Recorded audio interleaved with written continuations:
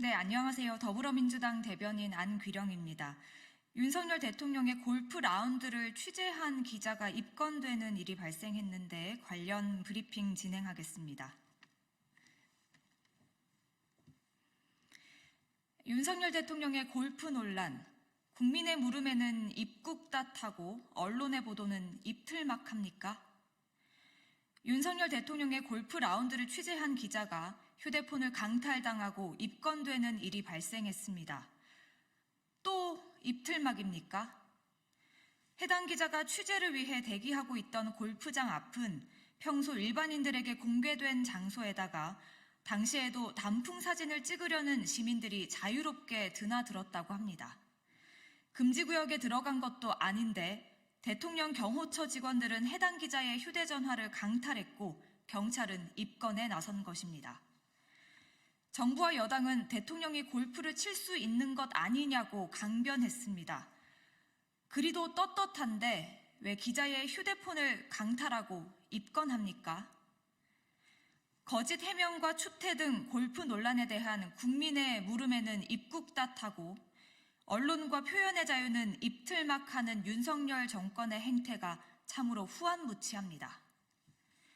불의의 참사로 국민들이 희생됐을 때도, 북한이 우리의 안보를 위협했을 때도 대통령은 골프를 쳤습니다. 분노한 국민들이 거리에 나섰을 때도 대통령은 골프채를 잡았습니다. 윤석열 대통령은 지금 이 순간에도 골프를 치고 있는 것은 아닙니까? 입틀막한다고 가려지지 않습니다. 대통령실은 즉각 해당 기자는 물론이고 골프 논란에 대해 국민께 사죄하고 책임자를 문책하십시오. 네, 이상입니다.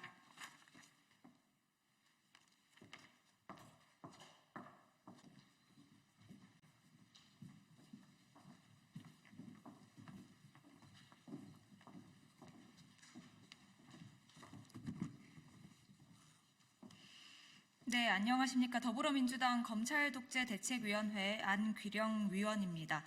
지난 15일 이재명 대표에 대한 공직선거법 사건 1심 선고가 있었습니다. 징역 1년에 집행유예 2년이 내려졌고요. 관련해서 더불어민주당 검찰독재대책위원회의 입장 발표가 있겠습니다. 먼저 참석하신 분들 소개해드리겠습니다. 한준호 위원장님 참석하셨습니다. 박균택 위원님 참석하셨습니다. 김남희 위원님 참석하셨습니다. 김동화 위원님 참석하셨습니다. 김문수 위원님 참석하셨습니다. 이용우 위원님 참석하셨습니다. 네, 이어서 기자회견문 낭독이 있겠습니다.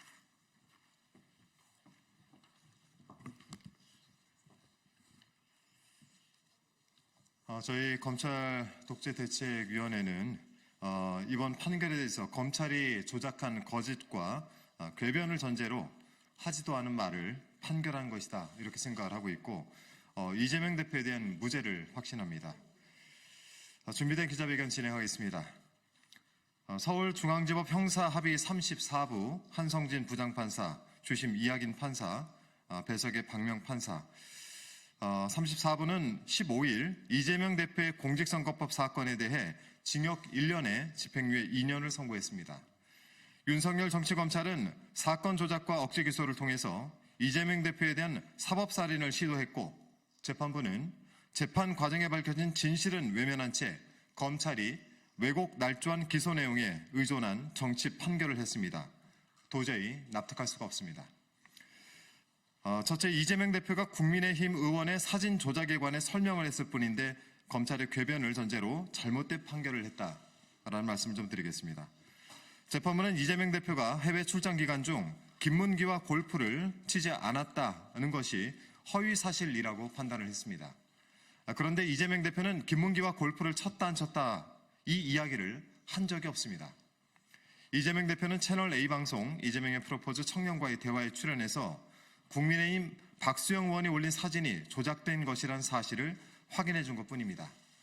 2021년 12월 국민의힘 박수영 의원은 이재명 대표를 포함해 10명이 찍힌 단체 사진에서 4명 부분만 도려내 마치 4명이 골프를 친 것처럼 조작한 사진을 본인의 SNS 계정에 올려 여론몰이를 했습니다. 이에 이재명 대표는 이를 설명한 것인데 재판부는 검찰의 왜곡된 주장을 그대로 인정하면서 이재명 대표가 해외 출장 기간 중에 김문기와 골프를 치지 않았다는 것이라고 판단을 하였습니다. 해당 발언을 있는 그대로 판단하지 않고 경위나 목적 등을 제멋대로 추측해 이재명 대표가 하지도 않은 발언을 거짓이라고 자의적으로 판단한 것으로 이는 정치 검찰이 정치권과 야합한 결과를 재판부가 동조한 꼴입니다.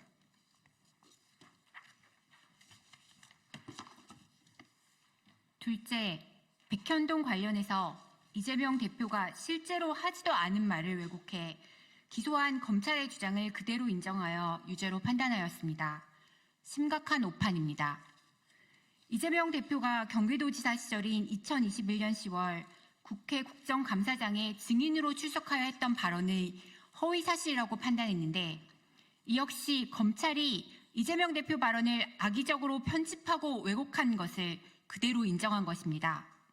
즉, 이재명 대표가 실제 하지도 않은 말을 만들어서 유죄로 판단해버린 셈입니다. 재판부는 의무조항에 근거한 국토부의 요구에 따라 어쩔 수 없이 한 것이 아니라 스스로 검토하여 변경한 것이고 의무조항을 근거하여 용도 변경을 해주지 않을 경우 직무유기를 문제 삼겠다고 협박당하였다고 볼 수 없다고 판단했습니다. 그런데 자세히 살펴보면 이명박 박근혜 정부 당시 공공기관이 지방이전과 공공기관이 떠난 부지의 용도 변경 매각은 국가 시책이었습니다.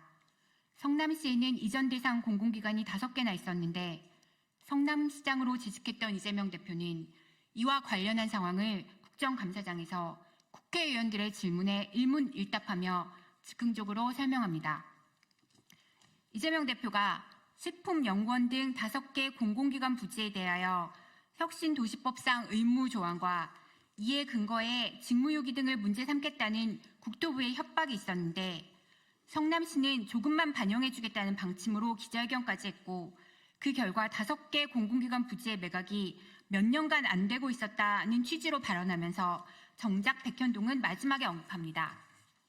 나머지 백현 이 부분은 아파트 분양하겠다고 해서 저희가 해주지 않고 버티다가 국토부가 식품연구원에만 별도로 협조 요구 공문을 보냈는데 그것은 법률에 의한 요구여서 어쩔 수 없이 용도 변경해줬다고 말합니다. 그런데 이번 판결은 검찰이 중간 발언을 쏙 빼먹고 짜깁기해 기소한 것을 그대로 인용하여 판단했습니다. 이재명 대표가 말한 내용 전체를 대상으로 판단해야 함에도 앞부분에 언급한 의무조항, 맨 마지막에 용도 변경해줬다만 엮어서 의미가 완전히 달라진 발언이 허위라고 우긴 셈입니다. 당시 국정감사 발언 전체를 제대로 읽어보면 쉽게 파악할 수 있는 부분입니다. 해당 회의록을 검찰 독재대책위원회 유튜브 채널에 올려놓았으니 직접 눈으로 확인해 보시기 바랍니다. 그리고 당시 2013년 3월 22일 SBS 방송을 보더라도 당시 지방으로 본사를 옮기는 공기업이 가장 밀집해 있는 곳이 바로 성남 지역인데 성남시는 공기업이 이전하는 자리에 대기업 본사나 연구개발센터를 유치한다는 계획이었다. 하지만 당시 박근혜 정부는 성남시의 이런 입장을 크게 고려하지 않는다고 보도한 바 있습니다. 당시 분위기와 함께 되려 브로커가 개입할 것을 우려했던 상황도 엿볼 수 있습니다. 이렇듯 중앙부처와 성남시 사이에는 공공기관 이전을 둘러싸고 갈등이 심했었습니다. 이재명 당시 성남시장은 성남시의 베드타운화를 막고 자족도시로 만들고자 많은 노력을 하였습니다. 이에 성남시는 공공기관이 이전한 부지도 주거용이 아닌 업무용이나 상업용지로 활용할 계획을 가지고 있었으나 국토부와 식품연구원은 주거용으로 강력히 요구하고 있어 갈등이 발생하였던 것입니다. 국책사업이라 협조를 전혀 안 할 수가 없어 성남시에 조금이나마 도움이 되는 방향을 모색 부득이하게 준주거지역으로 절충하게 된 것입니다. 이런 상황은 여러 객관적 자료에서 확인되며 이재명 대표가 2021년 국정감사에서 했던 발언과도 일치합니다.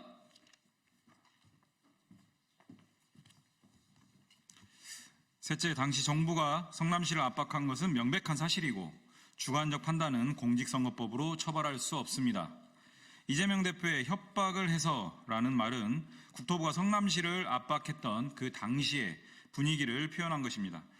국토교통부가 협조 요청 공문을 수차례 보냈었고 백현동 식품연구원 부지를 특정해 보낸 공문도 3회나 있었습니다. 대통령 주재회의, 청와대 비서관 주재회의에서의 용도 변경 요구, 안행부의 이행실적 점검, 국책사업에 협조하지 않으면 직무유기로 문책한다는 국무총리 지시하달, 도시계획 공무원 소환회의, TF 구성, 감사원의 매각 지연에 대한 감사 실시 등이 있던 상황에서 일개 기초지자체인 성남시가 압박을 느꼈을 것은 당연합니다. 그런데도 이번 판결은 검찰의 입맛에 맞는 일부 내용만을 가지고 협박을 당하였다고 볼 수 없다라고 판단했습니다.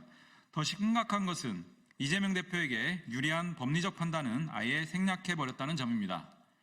공직선거법 처벌 대상은 후보자의 행위여야 하는데 협박을 해서든 협박을 당해서든 이는 후보자의 행위가 아닙니다.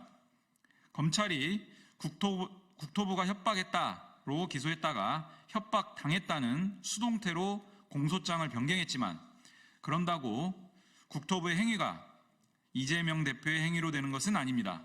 그런데도 재판부는 이 부분에 대해 판단하지 않았습니다.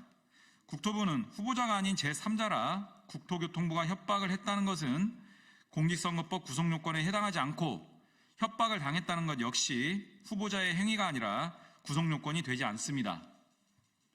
용도 변경의 이유를 따진 것이라면 행위의 동기는 주관적인 판단의 영역이라 후보자의 자질에 관한 공직선거법 영역이 아닙니다.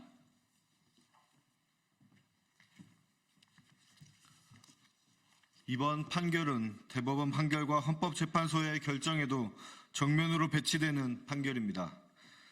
1심 재판부는 표현이 선거인에게 주는 전체적인 인상을 기준으로 판단하여야 한다는 법리를 들었습니다. 그러나 이 대법원 판례의 취지는 말한 내용 그대로 인정해야지 그 말을 한 주관적 사정이나 목적을 함부로 추측해서 그 의미를 확장해서 가는 것은 금지된다는 것입니다.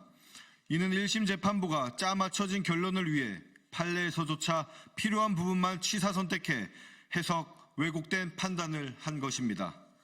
또한 헌법재판소는 해당 공직선거법 조항의 행위는 후보자의 자질, 능력과 관련된 것으로 한정된다는 결정을 한 바 있는데 이번 판결에서 이재명 대표를 유죄로 판단한 부분은 모두 이에 해당한다고 볼 수밖에 없습니다.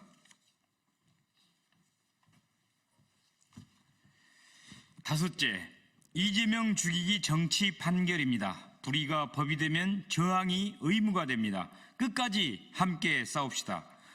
재판부는 3년 전 대선 과정에서 했던 말 한두 마디를 비틀고 증언을 취사 선택하여 판결함으로써 윤석열 정권을 견제할 유일한 대안인 제1야당 대표의 정치 생명에 심대한 타격을 주었습니다.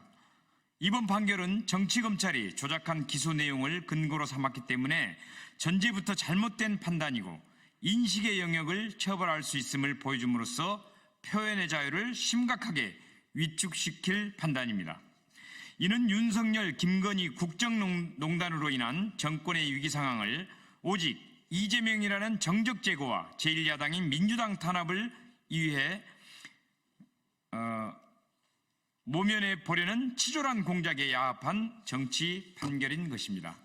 이제 첫 번째 재판의 1심이 끝났을 뿐입니다. 오는 25일 두 번째 재판의 1심 선고가 있고 아직 재판이 시작되지 않은 사건도 있습니다. 남은 재판에서 사법부의 현명한 결정을 기대합니다. 역사는 거대하고 도도하게 흐릅니다. 오늘은 역사의 한 조각일 뿐입니다. 지금은 잠시 거꾸로 가는 것 같아도 역사는 항상 전진했음을 우리는 압니다. 불의가 법이 되면 저항이 의무가 됩니다. 우리는 이재명 대표를 중심으로 흔들림 없이 싸워 나갈 것입니다. 안개가 걷히면 반드시 실상이 드러난다는 사실을 잊지 맙시다. 앞으로 가야 할 길이 아무리 길고 고단하더라도 국민만 바라보며 인권과 민주주의를 위한 투쟁에 끝까지 함께합시다. 사필 규정할 것입니다. 2024년 11월 17일 더불어민주당 검찰독재 대책위원회. 네, 기자회견 중에 저희가 정정을 해야 될 부분이 하나 있어서 말씀 좀 드리겠습니다. 저희가 네 번째 저희 입장을 발표하면서 헌법재판소는 해당 공직선거법 조항의 행위는 후보자의 자질, 능력과 관련된 것으로 한정된다고 결정한 바 있는데 이번 판결에서 이재명 대표를 유죄로 판단한 부분은 모두 이에 해당한다고 볼 수 없습니다.로 정정을 하겠습니다. 이상입니다. 고맙습니다.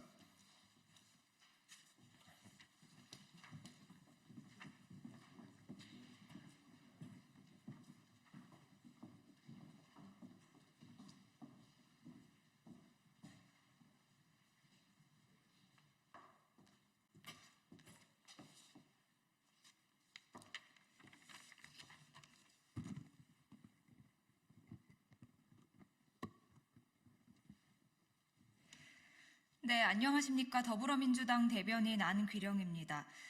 지난 국민의힘 대선 경선 이후에도 김건희 여사와 명태균 씨가 긴밀한 관계를 유지했다라는 정황과 관련한 브리핑 준비했습니다. 도대체 김건희 여사는 명태균 씨와 얼마나 긴밀한 관계를 유지한 것입니까? 명태균 씨가 지난 대선 당시 김건희 여사가 도이치모터스 주가 조작 의혹과 관련한 검찰 서면 조사 대책 회의를 한다는 사실을 알고 있었다는 의혹이 제기됐습니다. 김건희 여사가 서면 조사를 받았다는 사실은 1년 뒤에나 알려졌습니다. 대선에 영향을 미칠 수 있다는 점에서 극비에 붙인 사안을 명태균 씨는 알고 있었던 것입니다. 도대체 김건희 여사는 명태균 씨와 얼마나 긴밀한 관계를 유지한 것입니까? 김건희 여사가 김영선 전 국민의힘 의원의 공천을 약속했다는 명태균 씨의 녹취가 공개됐습니다. 김건희 여사의 봉하마을 방문 시 명태균 씨가 대통령 전용 열차에 동승했다는 의혹도 제기됐습니다. 김건희 여사가 명태균 씨에게 돈 봉투를 건넸다는 증언도 이어지고 있습니다. 이제 김건희 여사에 대한 수사 없이 명태균 게이트의 실체를 밝힐 길은 없음이 더욱 명백해졌습니다. 검찰은 더 이상 변죽만 울리지 말고 김건희 여사를 수사하십시오. 더불어민주당은 특검을 비롯한 모든 수단을 동원해 김건희 여사와 명태균 씨의 관계, 국정농단의 전모 등을 샅샅이 밝혀내겠습니다. 네, 이상입니다.